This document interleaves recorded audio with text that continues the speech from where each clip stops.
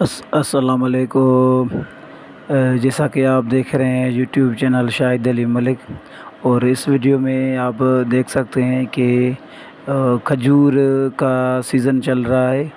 और इस वीडियो में आप को मुकम्मल देखने को मिलेगा कि खजूर कैसे पकाते हैं और कैसे खजूर के दरख्त से काटते हैं, और कितनी मेहनत है इस प्रोसेस में।